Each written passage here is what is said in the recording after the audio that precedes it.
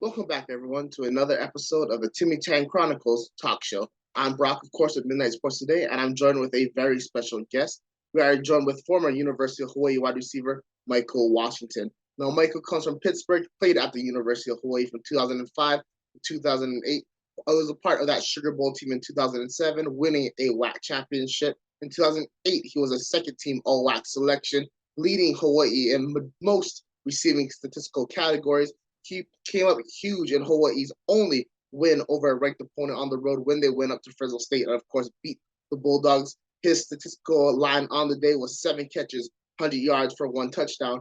After leaving UH, he played professional ball in the Arena Football League and also in China. Now he's a coach. He works with the AFL Players Union as a vice president. And he's also an author with his book, Beyond the Wall, My Life in the Arena Football League. Welcome to the show, Michael Washington. How are you doing? I'm doing great, man. Thanks for having me. I'm looking forward to see big things to come your way as you you know, uh interview more alumni who's been there, done that, and went to go carry himself on to represent not only the school but the state as well. So thanks for having me on. Yeah, thank you so much for being here. And absolutely, you have, carried being a warrior means throughout your entire life. Now, of course, you're now a coach. You see things from a variety of perspectives. What are your thoughts on the current state of the UH football team?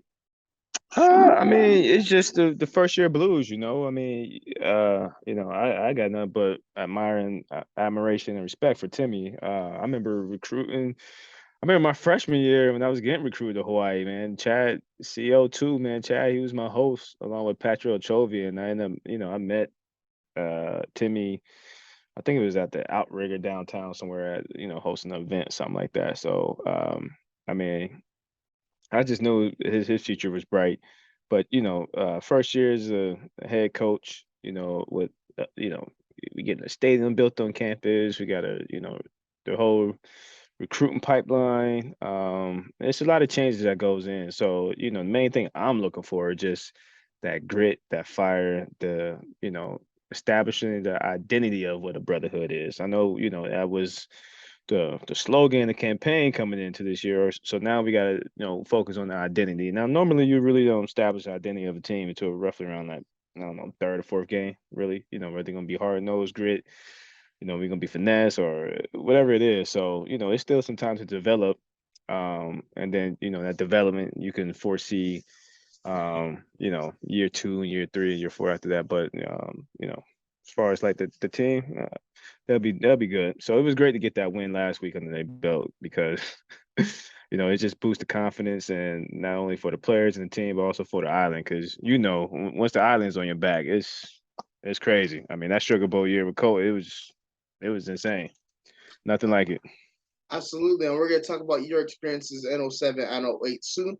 You talked about building the culture. You'll see it by fourth or fifth game. We are approaching game number 5. Coach Chang in an interview said that he wants to spread out the offense a little bit more, possibly even going back to those 4 wide sets. What are your thoughts on the current UH offense, and what would you like to see in the future?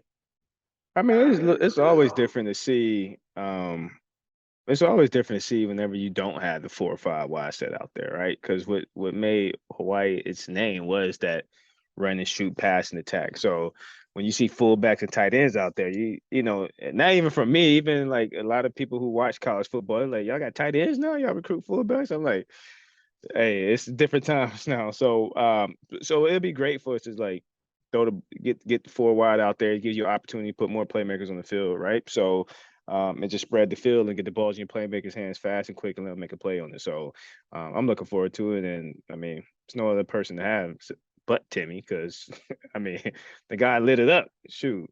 So yeah. Exactly. So in previous interviews, we always talk about the difference between various offenses, and the run and shoot offense is one of the most complex out there in terms of the wide receiver position. Can Yeah, for you sure. show more insight, being that you played that position, what exactly you need to do as a wide receiver on the field? So the run and shoot, it looks fun, it looks easy, but I promise you, it's probably one of the most complicated concepts that's out there. And the reason for it is because the defense can never be right. And I'm talking about for the simplest route concepts. I mean, coming from high school and going to that, you know, um, June of 2005, coming into camp, I was like, I have no idea what this is. So it was crazy because you'll have some basic guys, it'd be trips right. You have two out routes by the slot and the go route.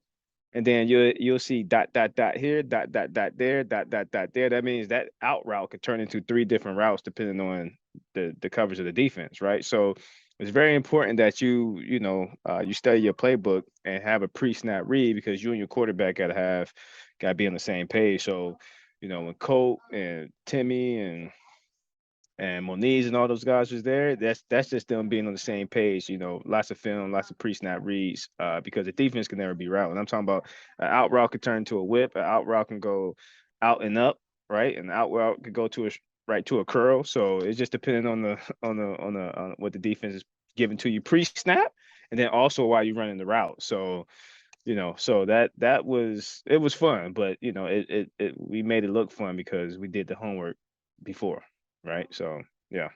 Absolutely. So, with that being said, obviously the run and shoot offense is a dying offense in the modern game. Not many people run it, though the concepts are still a big part of the modern offense.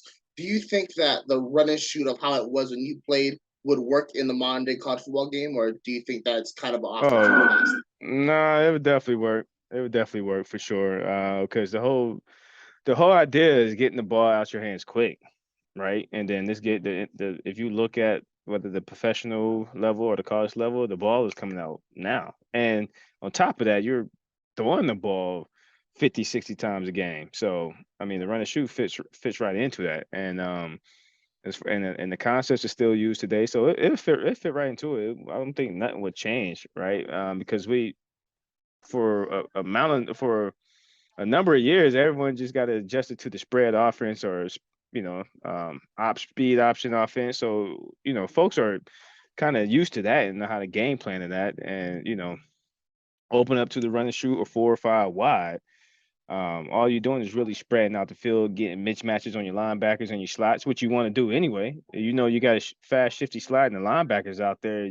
That's a matchup problem, right? So it's all about matchups because it will put you in some complicated matchups, and defense can never be right. Be right. So I think it would definitely work in today's game, no problem. So, absolutely. So, going back to if Hawaii goes with what Coach Chang said, they go back to that spread offense for the future, they're going to have to recruit wide receivers. Can you talk about what happened during your recruiting visit that made you want to commit to the University of Hawaii? To be honest, it had nothing to do with football. It had everything to do with the adulation and the support of the island people. So what made my decision to Hawaii was, I mean, obviously you have the beaches. June was fantastic. It wasn't like Hawaii had the best campus on the world. I mean, it was a lot better campuses that I've seen throughout my college recruiting area. But when I was out in the island, and again when Chad was hosting me, and I went around the islands, I was thinking if I'm going to be somewhere for 4 to 5 years, I need to, how am I going to be treated outside of football, right? Because if I'm somewhere, I don't know, went to a school down south, and I don't have a football shirt on, I'm gonna be treated outside campus. So I was mature enough to think about that. So, once I felt the adulation and love of the local people, the Hawaiian people there, I was like, yeah, I can see myself here long term because whether I'm playing football or not playing football, the love is still gonna be the same, gonna be approached the same. So that would make me choose Hawaii over everything. And I had offers from Pitt, coming out, Bowling Green, Kent State, a whole bunch of Ivy League schools because I got my grades done. Indiana, Duke, yeah, I had a lot of them, but Hawaii. Well, the warm weather kind of helps too, but it was more so the people of the islands that really captured me there. Exactly. So, I wanted to kind of go back to your high school days. And obviously, coming to Hawaii was more of an environment thing than a football perspective. As a wide receiver during that time, being from Pittsburgh, Pitt and West Virginia obviously played in the backyard brawl. And West Virginia had one of the more forward thinking offenses of the time with Pat White and everything like that. Did that influence how you played during your high school career and how that did that affect you as you went into college, seeing that offense? No, not at all. some of some of the offices that I was uh looking at in college, because it wasn't back then. It wasn't no spread or one to shoot all like that. Like it's spread across the board. It was power eye, cross buck traps, toss to the strong side, short side of the field.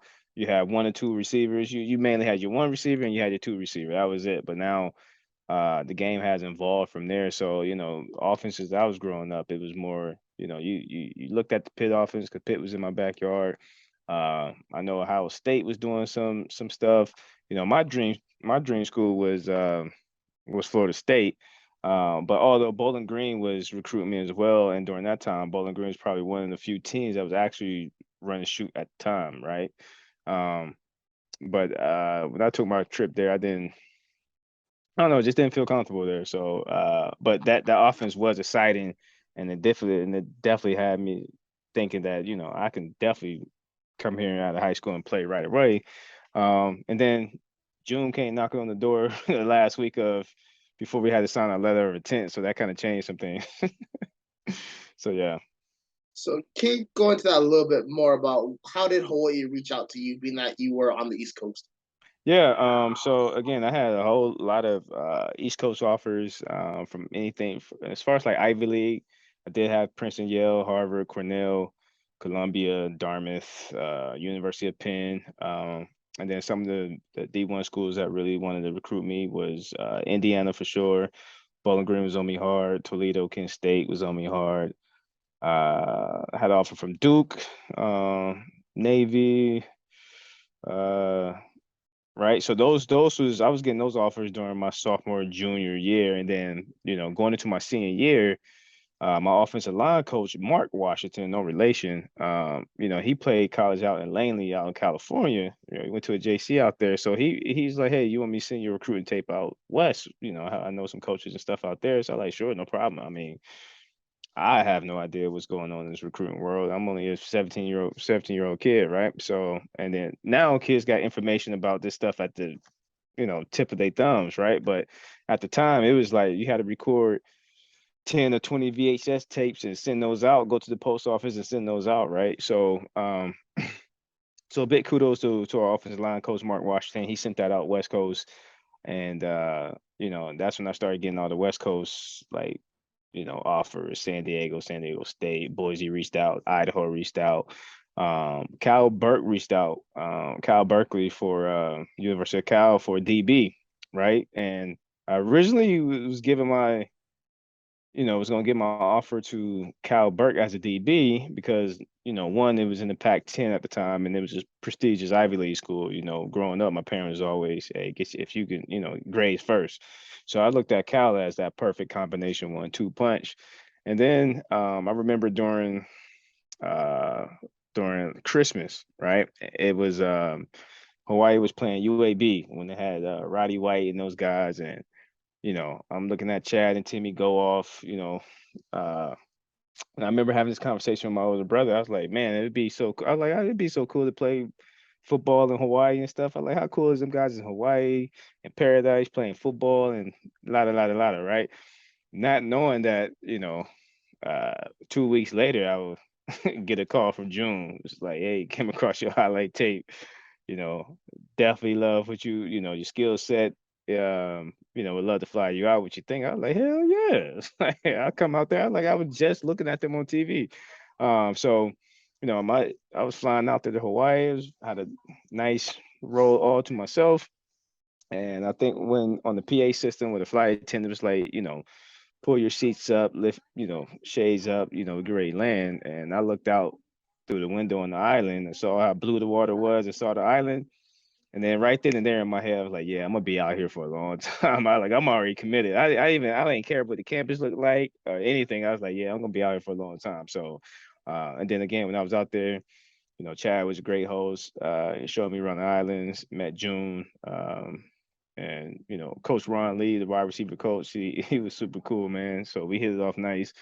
And then Sunday, I remember having that conversation with June. He was like, "What do you think?" I was like, "Man, I'm ready to sign, man. I'm gonna be here." So, and that was that. So that's the story. Gotcha. So Obviously, when June leaves from UH to go to SMU, a bunch of his coaching staff leaves. McMackin becomes head coach, and Ron Lee becomes offensive coordinator. Can you talk about that transition for him going from just a regular position coach to running to calling that offense? Yeah, I mean, it wasn't nothing for Coach Lee, because he was already Coach Lee knew the offense, he knew the plays, he knew certain players' skill set and their strengths and weaknesses. So, um, it was no problem for him transitioning. It was just a little bit difficult because I mean, June was the leader, he was the focal point, and June really did call the offense, and it was times where Mac was calling the offense, and from a going into my senior year, I was like. At the time I couldn't say anything, but in my head, I'm like, man, Coach Mack, what are you calling right now, man? This is you don't call this play at the goal line, man. We never did, never will. So at times it was frustrating, and personally, I think Mac.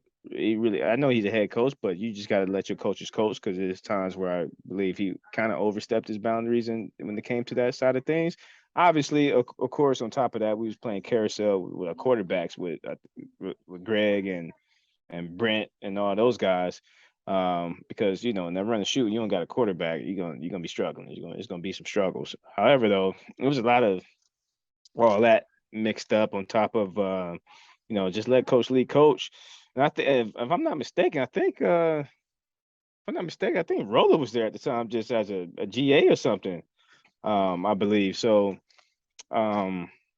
yeah, so it was just that turmoil. It just sucked because it was going to my senior year, and I know if June was there, uh, we would just the offense would have just probably just stacked on what we did the previous year. So yeah, Absolutely. And you brought up a great point that people forget about. That 2008 season, there really wasn't an established quarterback. Obviously, you mentioned Gray Alexander, Inoki Funaki was there. I think Shane yeah, Austin as well started. yeah.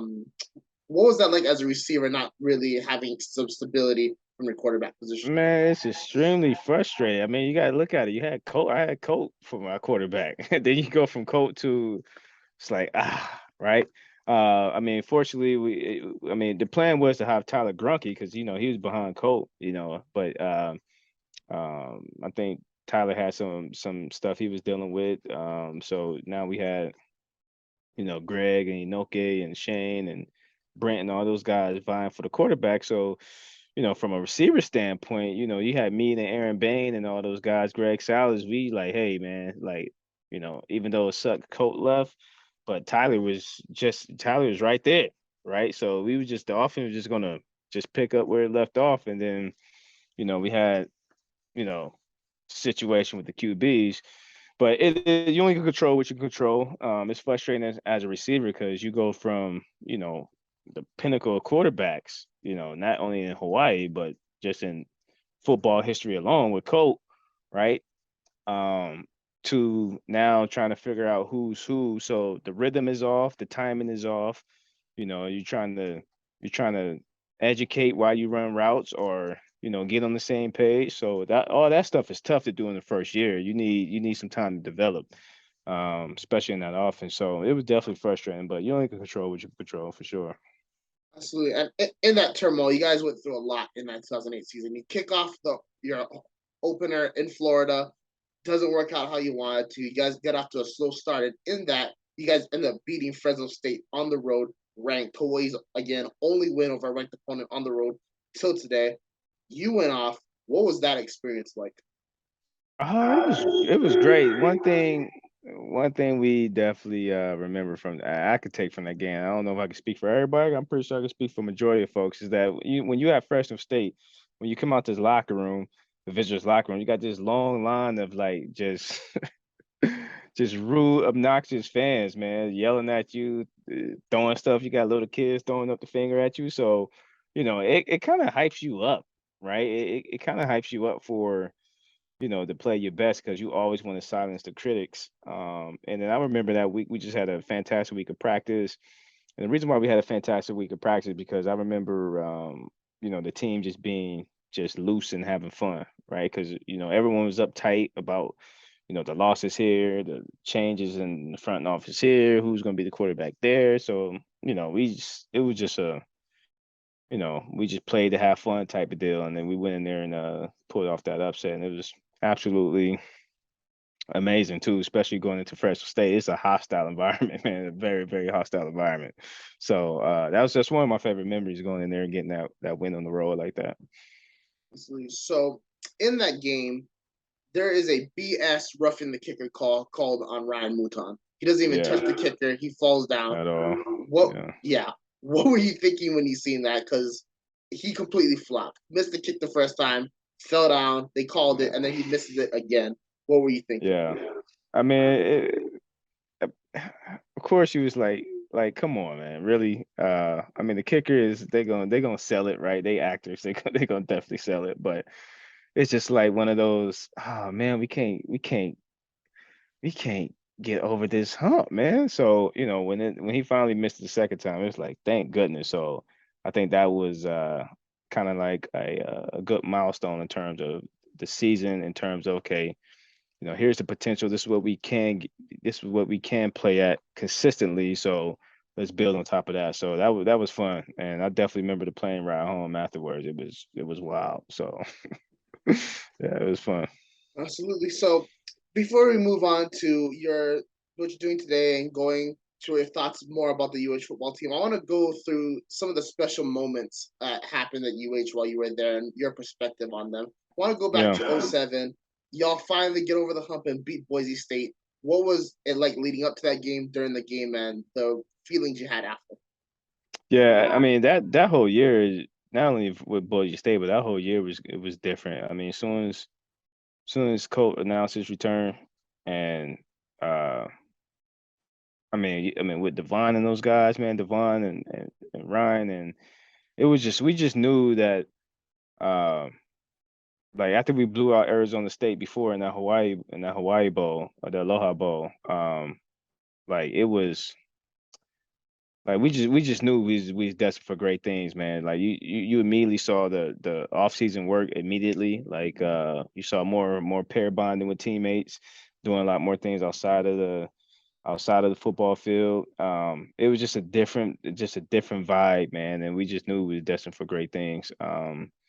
So beating Boise, obviously there was like a rival, but we had all the confidence in the world. Normally, you know what? Come to think about, normally when we play, big out of conference teams or like Boise or our rivals, there's like this long speech, right? It's always somebody speaking here, somebody doing this, somebody doing there. I remember for that game, June was like, "Let's go play." Simple, right? And that's exactly what we did. So, yeah, it was just we had just an overwhelming amount of confidence, and just a whole different swagger about not only that game but that season. So yeah. And then I want to take it to the week after that, senior night for the '17 regular season finale. You guys win. You're in the BCS. You guys are down 21-0 to Washington. What was the mindset on the sidelines when that happened? The mindset was just stop shooting ourselves in the foot.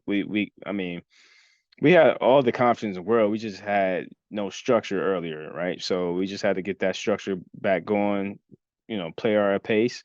And, our defense, man, from, I mean, you had Myron, you had Ryan back there, Dez, all those guys, man. Ryan, G. Lou, they made big plays, especially down in the stretch, man, on the touchdown. So it was crazy. I mean, I still remember that after the game like it was yesterday, man. Like just remember seeing up on the third level that being packed. Like it was just wild, man. It was just wild. It was absolutely amazing. But again, just it wasn't like it was our first time ever being down before. Again, we had overall confidence, and but Ryan and Devon and those guys on offense, and CJ and Rivers, it's like it's only a matter of time before they get hot. All you need is a spark, and it's rolling, and exactly what happened. Yeah. Going back to your first WAC game of the season, Louisiana Tech, y'all going to overtime. Tech is going to go for two for the win. What were you thinking when that happened? I mean, it's a gutsy call. I mean, you have to. It was just a gutsy call. I mean, sometimes those things play out, and sometimes they don't.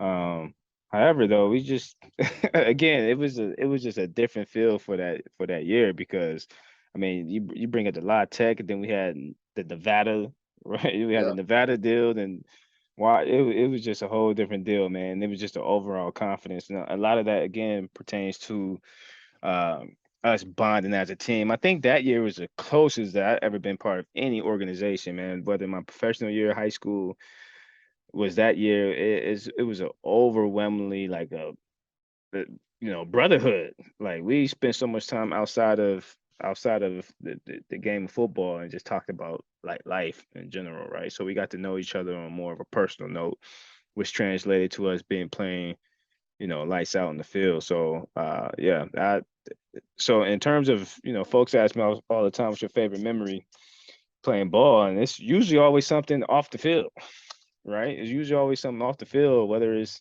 you know, hunting boars or, you know, out of umu and try to, make coconut milk or something like that, right? So it's usually stuff like that, man. The football is just a football, but those memories you always cherish forever. So exactly. I got one more question about that season, and this is a kind of off the field question.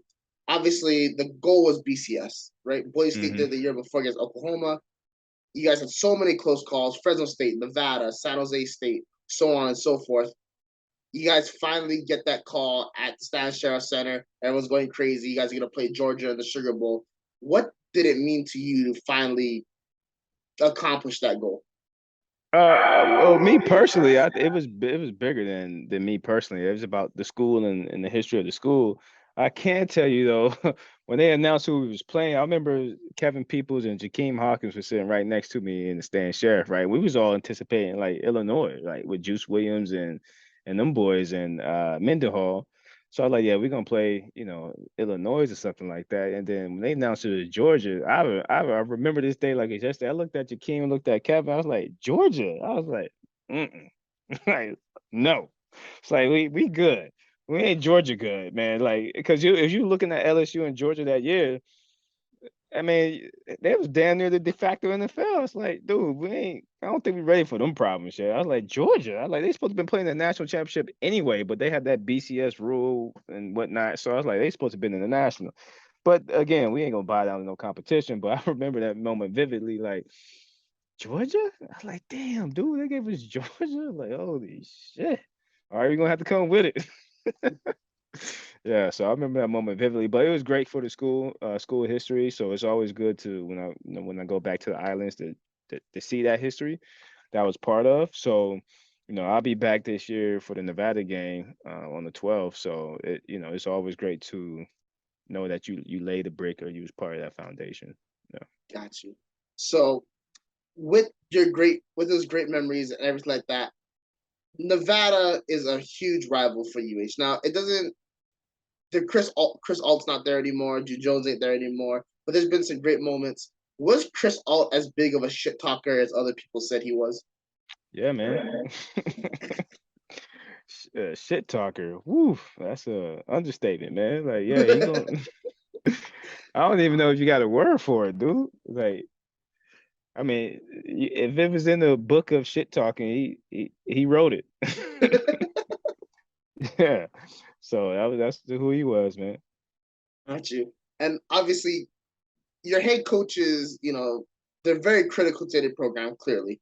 And in terms of shit talking, Brigham Mackin said some very colorful comments about Charlie Weissert before you guys' game against Notre Dame. Did that affect you guys at all, or did that make you feel some type of way?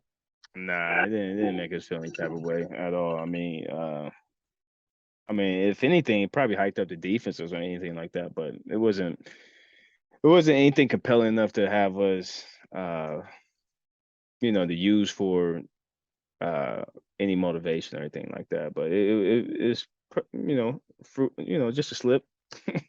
Probably just a slip. So that was that. Nothing major to that. So you have all these great memories and perspectives and things like that. Now you're a coach, obviously, wide receiver coach, Chaparral High School. Hmm. What? How does that affect your coaching, and how does that make you a better coach and mentor to these young men? Because I've been through the ringer. I mean, from high school, from playing D1 to playing professionally. And I know, and still, when I went back to Pitt, still just had worked me out for a couple of days. Didn't sign. And I had a couple workouts for the BC Lions, and then I got my shot in the AFL. And when you get to that professional level, I mean, it's just cutthroat. So you gotta have a strong backbone, and if you come from a winning culture or a winning tradition or understanding the humbleness in terms of always staying focused and staying ready. So one of the things I had the pleasure of was being behind Devon and Ryan and those guys, because they set the bar, right? So they set the bar. They was the standard. So I got my time to shine. I knew exactly what not to do and was exactly how to capitalize on the opportunities and stuff like that. So um, yeah, and I thank Devon all the time. And he's out here in Arizona for him and his family and stuff. So Devon has always been an inspiration to me. But so when you have that like experience, you always, it's great. It helps me with coaching because at that adolescent stage when you're in high school, a lot of these kids, you don't know they live in situations. Some come from single parent homes, some don't have a father figure there, some don't have any guidance whatsoever. So, as a coach, more importantly than a mentor, you want to guide them on a to have them make the best outcome decision for themselves, because parents don't know anything about it, right? Parents know well, at least they think they know what's best for their kids. I like once you enter in this college recruiting atmosphere, zero. Like zero. So, you might as well just let the coaches who've been through there, and not only on the collegiate level but professional level, to help steer in the right direction. So that's always been my goal. And then also become better men outside the field, right? So, when it comes to grade checks, I mean, I hate doing grade checks. I'm pretty sure they hate doing grade checks, but it's a necessary tool for you to stay focused and not be lazy and get complacent, man, because you have goals and aspirations of playing to the next level. This is just a byproduct of that, right? So you have to do it. Yes, it sucks, but you have to do it, right? So, I get pleasure from that. What are your goals as you embark on your coaching career? Um, I mean, I had opportunities to coach at the college collegiate level. Um, I've I'm in the mindset of it, if I'm coaching at a collegiate level, it's either Hawaii or there's nobody else. Because long term, I plan on like retiring and living in Hawaii and having a family. But the picking up and moving, going to this state, going to that state, going to that state. I'm like, listen, man, I'm 35, man. I'm a licensed insurance broker. I'm a high school coach. I ain't got time to be picking up and moving, man, unless it's going to be out there in Hawaii coaching. So that's it when it comes to collegiate level coaching. Other than that, I'd rather stay at the most important level, which is the high school level. And Coach Chang has really reached out into that UH community when he built his coaching staff. Obviously, offensive line coach Roman Sapogo is Yeah. the son of Jesse. Hmm. Abe Eli Mimian's still there. Jeff Reinbold Hmm. just came back. Do you think that that's a key thing with Chris Brown as well? That's a key thing in building a strong football culture in Hawaii. Yeah, it's probably one of the main keys, especially being a first year head coach. You want to surround yourself with winners, right? You want to surround yourself with not only winners, but the folks that been there and done that and won something, right? The folks that actually laid the brick, so you're seeing them every day personally, face to face, and they're coaching and instilling winning traditions in you. That's definitely important for sure. So and I'm pretty sure a lot of those kids who are familiar with UH history, especially a lot of local kids, remember those household and those family names, right? Timmy Chang is going to forever ring in everybody's household, right? Same thing with Chris Brown and all those boys. So Abe, so you definitely need the winning mentality there for sure. So I want to put you in the hypothetical Hawaii wide receiver coach role. Now, in college football, wide receiver coaches have become some of the top recruiters in the country. I always talk about Brian Hartline at Ohio State. Yeah, How do you? he got Lambos, man. Yeah, Hardline recruit with Lambos, man. that is also true. NIL does play an incredible factor in Yeah. recruiting. If you're put in that chair, how do you bring guys to the University of Hawaii?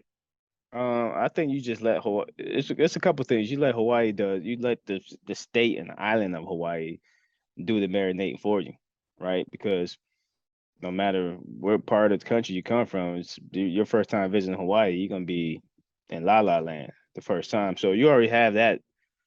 You already have that cooking for you. You already have that massaging for you. Now, the next part of it. So the only difference between Hawaii and some of these other schools is just resources, right? Not saying Hawaii doesn't have the resources.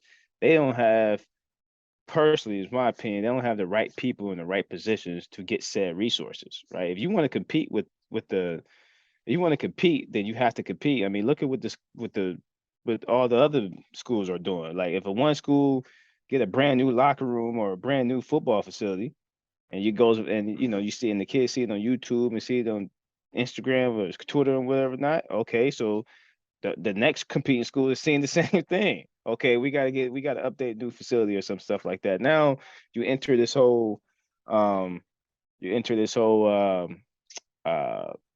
NILs.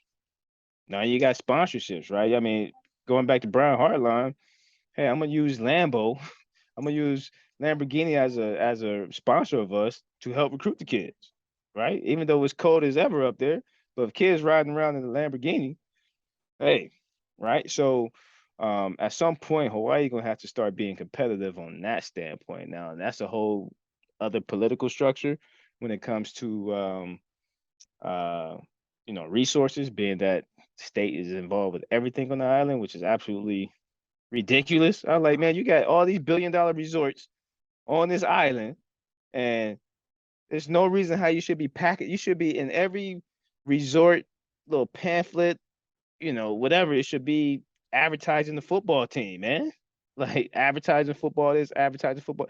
There's no way Hawaii should be. You want to talk about paradise? It definitely should be in paradise. That stadium should have been built a long time ago. The NIL deal should have been out there. I mean, you already have the island doing this thing. So you just got the me, my personal opinion. You have the wrong people in the wrong position handling football stuff. Go hand them. They could do golf or something, or you know, uh, freaking, I don't know, sailing or something like that. But when it comes to football, man, everybody knows if the football team is taken care of, the football program taken care of, every other program feeds off of that. It's been like that since forever. I mean, you look at Texas, you look at Alabama. Like Alabama's success is the reason why all those um other sports and departments got updated facilities and brand new stuff too, right? So because everybody knows football brings in the biggest revenue. So, they just got the wrong people in charge of stuff out there in Hawaii. And it's frustrating because I saw June, like during the season, even though, the Sugar Bowl years and all that stuff, it was times when we saw June frustrated. It was, you kind of in some conversations with, you know, some important figures being frustrated. And it was because it's some things going, it was, the whole, uh when the whole locker room situation and not having soap and stuff like that to wash. I mean, those are some of the basic things at the surface level, but to go to a deeper level, you just had the wrong people. And still personally at the at that political level, you got the wrong people handling football situations, man. Like just let football people come in there and handle football operations. Everything else would take care of itself and it rolls downhill. But they don't seem to understand that there. So Yeah, that is an opinion that is shared by many, including myself, and it is a very frustrating thing. One more question before we go into our last segment. You're going to be back in Hawaii at Nevada. What are you looking yeah. forward to seeing when you go back? I mean, personally, I'm looking forward to seeing some familiar faces. Looking at the locker room, looking at the trophy case, look at my old locker room, even though it's been revamped and remodeled. Walking through the tunnel, going on the field, practice field. Just going down memory lane. But on a football standpoint, I'm just looking to see Hawaii play Hawaii football. And then, at that time, in November, we've already been, long as we get better throughout the season, right? So, come November 12th when I'm out there, we should have been better 4 weeks ago, last week, and 3 weeks prior. So, no matter good or bad, whatever, I'm always gonna be rocking with Hawaii, man. It's my alumni, and again, it's bigger than football out there. It's the people and the adulation of the people that always keeps me attracted to the island, always coming back. So So for our last segment, I'm going to go over some quotes and things people have said. I want to get your thoughts on them real quick. First one hmm is the late great Colt Brennan. During the draft process when he was selected by Washington, Ron Jaworski said that Colt Brennan does not throw with anticipation. What do you think about that? Yeah, Ron Jaworski was drinking. He was drinking, or he, obviously them guys got a show to sell, right? If I'm honestly talking to Ron Jaworski, he probably would take those comments back because he was the owner for the Philadelphia Soul in the AFL, and he was also one of the head executives for the Chinese Arena Football League. So I had plenty of sit down conversation with Jaws. He's a cool guy, but if you ask him that now, he'd take that back for sure. He's probably drinking on some yak or doing that good guy, good cop, bad cop, that type deal, right? Or just because, he's always on the East Coast and Hawaii's always playing. When we play at midnight, everybody else is sleeping. So, you know, So another one that was about Colt Brennan was that he was a system quarterback. What do you think about that?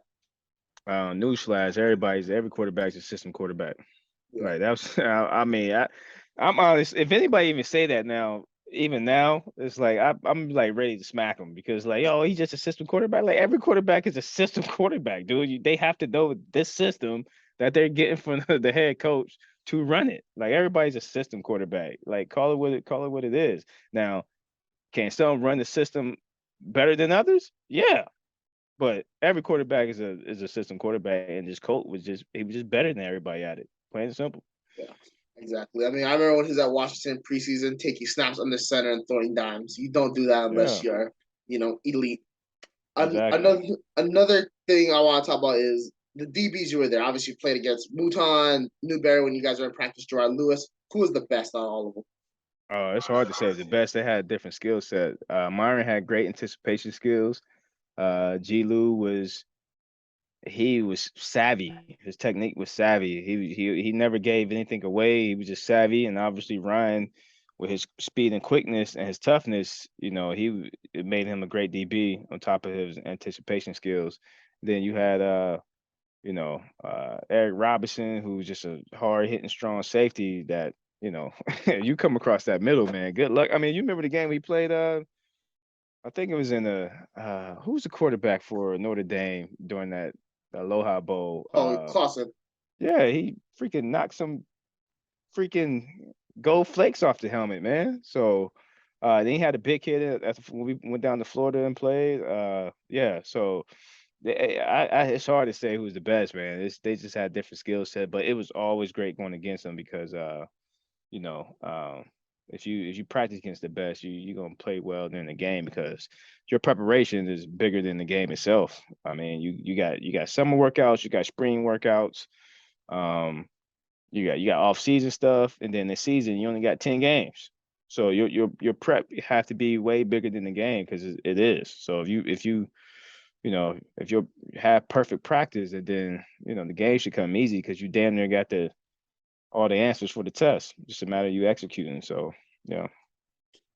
I think it was James Carville, if I'm getting his name correctly, that said something along the lines of essentially because Boise State upset Oklahoma in '06, from that point on, the BCS committee, when that was still around, would set up non-BCS qualifying teams to fail. What do you think about that comment? I mean, it's for me simple. It's just follow the money. I mean, just follow the money. Obviously, if folks thinking that these BCS committees and these athletic directors not getting together to consolidate on money, they're tripping. I mean, why you think that even today with the alignment of certain schools going to the SEC and now you got USC and UCLA going to the Big Ten?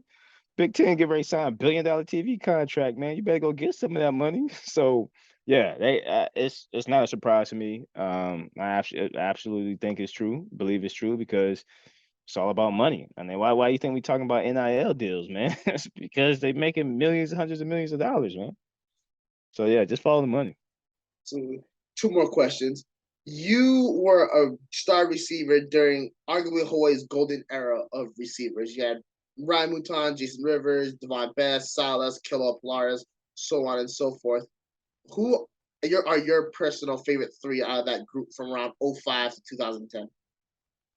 From receiver wise, Yes.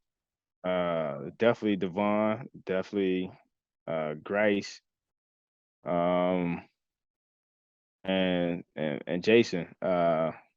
Honorable mention got to be Kealoha and Greg and Salas because even though they was year under me, like Devon, and even though Chad was a year earlier, but my three biggest inspirations, or in terms of me being the optimal and the best receiver wise there was Chad, Devon, and Jason Ferguson, right? Because when I saw those three run routes coming from high school and then actually seeing them run routes, I was like, holy F, man, I've never seen anything like that. And on top of that, Devon had freaking can catch anything, man. One handed behind his neck, two fingers, crazy, right? Chat. So I was like, holy crap, because that's when I really got humble. That's when the ego, because coming from PA, going way to the islands, it was a big deal. So, I'm coming to the islands, head big like this, and I see those three. And I was like, no way in the world, boy, I got some work to do. Right. So I always looked at those guys as, the true inspirations. Obviously, we're competitors. You don't tell them why you're playing, but it's that appreciation afterwards, especially when you play professionally and you make it, it's like, yo, you got those folks to thank all the time. So Chad, Devon, and Jason for sure was a big inspirations, but the three while I was playing, just to answer your question, was definitely Devon, Grice, and Jason. Jason was he was just a bully out there. So you didn't really need to take much to get Jason Rivers going, Jay Rivers going, man. He was just a bully, strong hands, crisp routes, strong, and just like get off me. So you need a bully out there. That's absolutely. Last question is, unfortunately, Hawaii, we're all mourning the loss of Colt Brennan. He's a legend, a great person. We all remember those great moments on the field and the better moments off of it. What are your thoughts about the life and legacy of Colt Brennan? I mean, that dude was like Elvis Presley, man. Like uh, Colt was everything to everybody on that island, man, because he didn't, you have some people, and we see it, man, just living on the island. You have some folks who come to the island just steal from the island, right? Not physically steal, but they don't embrace the culture, right? So we'll just take the resources, we'll take the the lays and all that other stuff, and we'll take the food and we'll take all that other stuff, pineapples. But Colt embraced all that stuff, man. He embraced it wholeheartedly. It wasn't nothing fake about it. He was just a genuine guy. And what's crazy is I remember I was back there in 2016.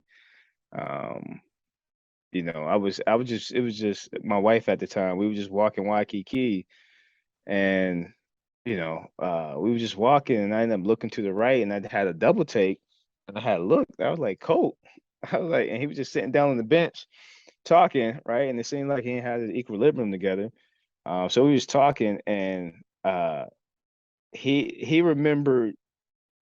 He was like a mastermind with him. It seemed like he knew every player from every practice, every game, from the times that from 2005 until he graduated, because he was telling me about a play that when we went to Michigan State in 2006, like a slant route that I ran, and he threw it here and he placed it there on purpose. I like, I don't remember that. It's like, how the hell do you remember? So we sat there and talked for like 4 hours, man. This was me and my wife coming back from dinner at the time, back in 2016, staying in Waikiki, and we just walking back to the hotel, and we just saw Colt out there, and we ended up sitting there and chatting for like a good 4 or 5 hours, exchange numbers, and every once in a while, shoot him a quick text, hope everything is good, bro. Thinking about you.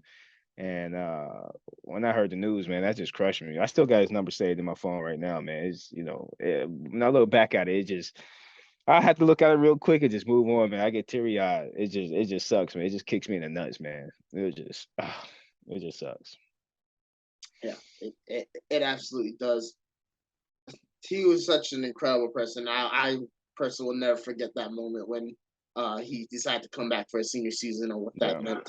And I just hope that this new generation of football players um, bring the good times back. And I know that with Coach Chang, they're going to do great. Thank you so much for coming on the show, Michael. Do you have anything you want to say to anyone watching before we head out? Thanks for having me, Brock. Appreciate it. I'll be seeing a lot of good faces back there on November 12th when I get to for the Nevada game.